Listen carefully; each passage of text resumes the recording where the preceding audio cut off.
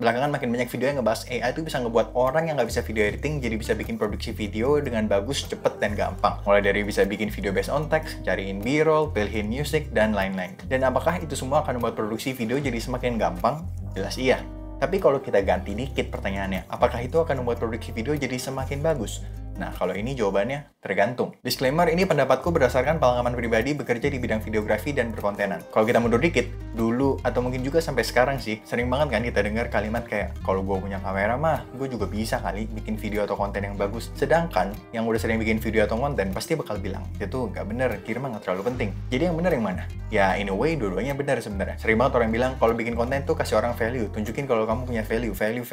Sedangkan kalau kita perhatiin lagi, sebenarnya yang dimaksud value-nya itu sendiri tuh apa sih? Kalau kita coba lihat secara simpel, mungkin kita bisa bagi 4 ya. Yang pertama, isi konten itu sendiri. Kontennya tuh ngasih solusi, bermanfaat, atau menghibur nggak? Kedua, cara konten itu disampaikan. Kontennya yang jelas nggak? Muter-muter, atau mungkin lucu pembawaannya. Yang ketiga, audio. Keempat, visual. Mungkin 2 poin terakhir ini biar gampang kita jadiin satu aja ya. Production value. Jadi kalau orang yang komen masalah kamera tadi, akhirnya beli kamera, apa yang terjadi? Production value-nya naik kan? Itu pun dengan anggapan dia mengerti cara pakai kameranya ya. Kalau nggak, boro-boro, bukannya makin bagus, malah makin banyak PR yang pas produksi. Tapi anggaplah di sini dia ngerti cara pakai kameranya. Berarti production value-nya naik. Tapi 2 pilar lainnya ini gimana? Kalau nggak naik, berarti dia akan memberikan konten yang biasa aja atau bahkan mungkin kurang ya, dengan audio dan visual yang bagus. Kira-kira menarik nggak?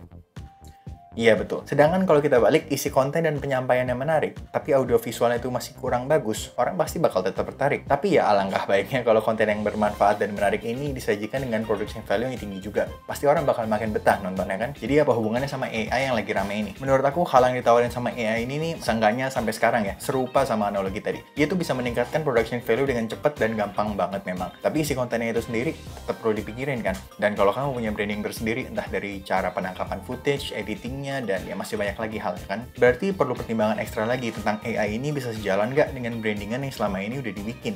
Ini bukan mengdismiss dan mau bilang kalau AI itu nggak berguna sama sekali ya. Karena banyak banget fitur yang menarik. Kayak bisa motong podcast secara cepet, nge-track subjek waktu mau nge-repurpose konten dari horizontal jadi vertikal misalnya. Masking yang cepet dan akurat pakai semacam detection dan magic gitu kayaknya. Ya masih banyak lagi lah. Tapi itu bukan berarti kita jadi nyerahin semuanya ke AI kan. Itu tuh jadi penunjang proses kita supaya kita bisa menyampaikan apa yang ada di otak kita nih ke sebuah bentuk video misalnya di sini jadi lebih cepat atau mudah kan. Jadi aku merasa AI itu akan sangat membantu dalam proses pembuatan video dan harusnya kita malah seneng karena itu bikin enak kan. Soalnya kalau sampai ngegantiin kayaknya sih enggak deh. Ya seenggaknya itu teku di AI sekarang dan kayaknya bakal sama sampai beberapa waktu ke depan. Boleh info-info ya pada setuju atau enggak. Jangan lupa kasih alasan kenapanya juga. Yang penting sopan. Bye.